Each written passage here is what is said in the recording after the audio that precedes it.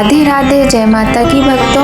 आप सभी का स्वागत करती हूँ स्पिरिचुअल ज्ञान साधना में और आप सभी से अनुरोध करती हूँ कि स्पिरिचुअल ज्ञान साधना को सब्सक्राइब कर लीजिए और बेल आइकन को प्रेस कर दीजिए ताकि आपको नई नई वीडियोस का नोटिफिकेशन मिल जाए। भारतीय धार्मिक कहानियों में महाराजा शिवी की कहानी प्रमुख है। पुरु वंश में जन्मे उनीशर देश के राजा शिवी बड़े ही परोपकारी और धर्मात्मा थे। जय माता की, राधे राधे। कैसे हैं आप सभी लोग? आशा करते हैं सभी लोग बहुत अच्छे होंगे। बताने के लिए कमेंट में जय माता की, राधे राधे अवश्य ही लिखिएगा। आज की वीडियो में भक्तों हम आपको बहुत ही अच्छी कहानी सुनाएंगे दानवीर महाराजा शिवी की। शायद आपने पहले भी सुनी हो तो कोई बात नहीं, आज एक बार फिर से आप इस कहानी को सुनिएगा, क्योंकि कुछ कहानियाँ ऐसी होती है ना, जितनी बार हम सुनते हैं उतनी बार हमें अच्छी लगती हैं, उनसे मन ही नहीं भरता है ना। सही कहा ना मैंने? तो सबसे पहले आप सभी से विनम्र निवेदन है कि अगर आपने अभी तक चैनल को सब्सक्राइब नहीं किया है तो जल्दी से कर लीजिए, बेल आइकन प्रेस कर दीजिए ताकि आपको महत्वपूर्ण वीडियोज़ का नोटिफिकेशन समय पर मिलता रहे। चलिए प्रारंभ करते हैं आज की बहुत सुंदर सी कथा, दानवीर महाराजा शिवी की कहानी। पुरु वंश में जन्मे उशीनर देश के राजा शिवी बड़े ही परोपकारी और धर्मात्मा थे। परम दानवीर राजा शिवी के द्वार से कभी भी कोई भी खाली हाथ नहीं जाता था। प्राणियों के प्रति राजा शिवी का बड़ा ही स्नेह था। उनके राज्य में सदैव सुख, शांति और स्नेह का वातावरण बना रहता था। ईश्वर भक्त राजा शिवी की चर्चा स्वर्ग लोक तक होती थी। देवताओं के मुख से राजा शिवी की इस प्रसिद्धि के बारे में सुनकर इंद्र और अग्नि को विश्वास नहीं होता था। अतः उन्होंने उसी नरेश की परीक्षा करने की ठानी और एक युक्ति निकाली। अग्नि ने कबूतर का रूप धारण किया और इंद्र ने एक बाज का रूप धारण किया। दोनों उड़ते उड़ते राजा शिवी के राज्य में पहुंच गए। उस समय राजा शिवी एक धार्मिक यज्ञ का अनुष्ठान कर रहे थे। कबूतर उड़ते उड़ते आर्तनाद करता हुआ महाराजा शिवी की गोद में आ गिरा और मनुष्य की भाषा में बोला, राजन, मैं आपकी शरण आया हूँ, मेरी रक्षा कीजिए। थोड़ी ही देर में कबूतर के पीछे पीछे बाज भी वहाँ आ पहुँचा और बोला, राजन, निसंदेह आप धर्मात्मा और परोपकारी राजा हैं। आप कृतज्ञ को धन से, झूठ को सत्य से, निर्दयी को क्षमा से और क्रूर को साधुता से जीत लेते हैं, इसलिए आपका कोई शत्रु नहीं। इसलिए आप अजात शत्रु नाम से प्रसिद्ध हैं। आप उपकार करने वाले का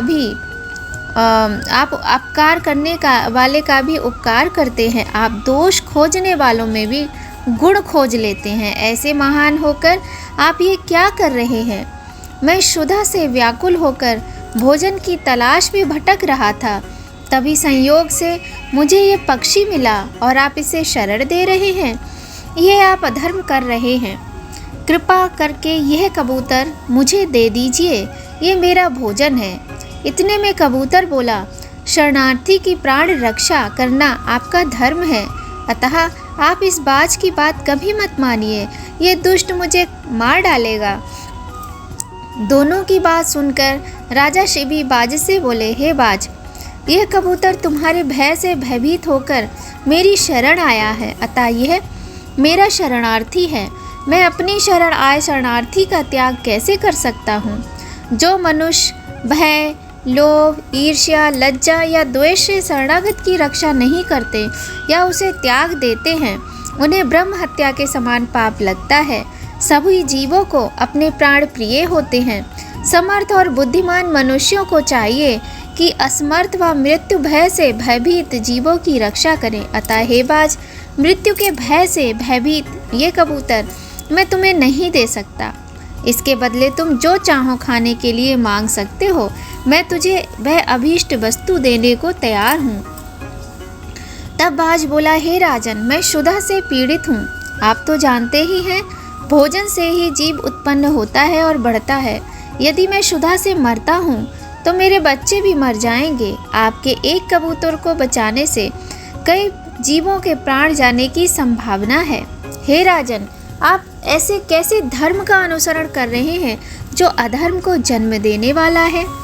बुद्धिमान मनुष्य उसी धर्म का अनुसरण करते हैं जो दूसरे धर्म का हनन ना करे। आप अपने विवेक के तराजू से तौलिए और जो धर्म आपको अभीष्ट हो वह मुझे बताइए। राजा शिबी बोले, हे बाज, भय से व्याकुल हुए शरणार्थी की रक्षा करने से बढ़कर कोई धर्म नहीं है। जो मनुष्य दया और करुणा से द्रवित होकर जीवों को अभयदान देता है, वह देह के छूटने पर सभी प्रकार के भय से मुक्त हो जाता है। धन, वस्त्र, गौ और बड़े बड़े यज्ञों का फल यथा समय नष्ट हो जाता है, किंतु भयाकुल प्राणी को दिया अभयदान कभी नष्ट नहीं होता। अतः मैं अपने संपूर्ण राज्य और इस देह का त्याग कर सकता हूँ, परंतु इस भयाकुल पक्षी को नहीं छोड़ सकता। हे बाज, तुझे आहार ही अभीष्ट है, सो जो चाहो सो आहार के लिए मांग लो। बाज बोला, हे राजन, प्रकृति के विधान के अनुसार कबूतर ही हमारा आहार है, अतः आप इसे त्याग दीजिए। राजा बोला, हे बाज, मैं भी विधान के विपरीत नहीं जाता। शास्त्र कहता है, दया धर्म का मूल है, परोपकार पुण्य है और दूसरों को पीड़ा देना पाप है। अतएव तुम जो चाहो सो दे सकता हूँ, परंतु ये कबूतर नहीं दे सकता। तब बाज बोला, ठीक है राजन, यदि आपका इस कबूतर के प्रति इतना ही प्रेम है तो मुझे ठीक कर इसके बराबर तोलकर अपना मांस दे दीजिए, जिससे मैं अपनी क्षुधा शांत कर सकूं। मुझे इससे अधिक और कुछ नहीं चाहिए। प्रसन्न होते हुए राजा शिबी ने कहा, हे बाज, तुम जितना चाहो उतना मांस में देने को तैयार हूँ। यदि यह क्षणभंगुर देह धर्म के काम न आ सके तो इसका होना व्यर्थ है। यह कहकर राजा ने तराजू मंगवाया और उसके एक पलड़े में कबूतर को बिठा दिया और दूसरे पलड़े में वह अपना मांस काट कर रखने लगा। लेकिन कबूतर का पलड़ा जहाँ का तहाँ ही रहा। तब अंत में राजा शिबी स्वयं उस पलड़े में बैठ गए और बोले, हे बाज, ये लो, मैं तुम्हारा आहार तुम्हारे सामने बैठा हूँ। इतने में आकाश से पुष्प वर्षा होने लगी, मृदंग बजने लगे। स्वयं भगवान अपने भक्त के इस अपूर्व त्याग को देखकर प्रसन्न हो रहे थे। यह देखकर राजा शिबी विस्मय से सोचने लगे कि इस सब का क्या कारण हो सकता है। इतने में वह दोनों पक्षी अंतर्ध्यान होकर अपने असली रूप में प्रकट हो गए। बोलिए गौरी शंकर भगवान की जय, बोलिए लक्ष्मी नारायण भगवान की जय। इंद्र ने कहा, हे राजन, आपके जैसा धर्मपरायण और त्यागी राजा मैंने कभी नहीं देखा। मैं इंद्र हूँ जो बाज बना था और यह अग्निदेव हैं जो कबूतर बने थे। हम दोनों तुम्हारे त्याग की परीक्षा लेने आए थे। हे राजन, ऐसे मनुष्य विरले ही होते हैं जो दूसरों के उपकार के लिए अपने प्राणों का भी मोह नहीं करते। ऐसा मनुष्य उस लोक को जाता है जहाँ से फिर लौटना नहीं पड़ता है।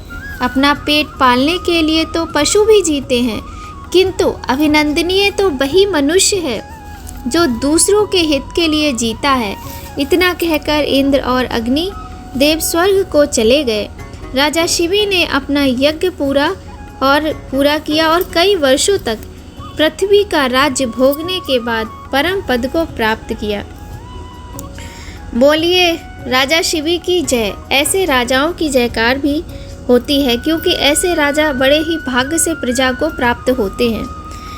बात किसी भी युग की हो, पर राजा का महान होना, राजा का उदार होना, राजा का न्यायशील होना हर युग में बहुत ही अधिक आवश्यक है। तो राजा शिबी की बहुत ही सुंदर ये कथा आज आपने सुनी। कथा आपको अगर थोड़ी भी अच्छी लगी हो तो कमेंट करके ज़रूर बताइएगा, और बताइएगा कि आप किस तरह की कथाएं सुनना चाहते हैं। हम पूर्ण प्रयत्न करेंगे कि आपकी पसंद की कथाएं आपके लिए लेकर आए। पुराने समय की कुशीनगर देश के परम दयालु और धर्मात्मा राजा की कथा हमने सुनी, जिनका नाम शिबी था। तो आज की कथा बस यहीं तक। आज की वीडियो का यहीं पर समापन करते हैं और फिर आपसे बहुत जल्द मिलेंगे नई वीडियो में नई जानकारी के साथ। तब तक सभी लोग खूब खुश रहिए, प्रसन्न रहिए, स्वस्थ रहिए, अपना और अपने अपनों का ख्याल रखिए। और हाँ, अपना प्यार, अपना आशीर्वाद, अपना सपोर्ट देना बिल्कुल भी मत भूलिएगा। पहली बार आए हैं तो चैनल को सब्सक्राइब कर लीजिए, बेल आइकन प्रेस कर दीजिए और यदि आपको कोई भी वीडियो पसंद आती है तो लाइक अवश्य किया कीजिए। आपके लाइक से हमें बहुत अधिक प्रेरणा मिलती है। तो ऐसे ही अपना प्रेम, अपना सपोर्ट सदा ही बनाए रखिएगा। जय माता की। राधे राधे।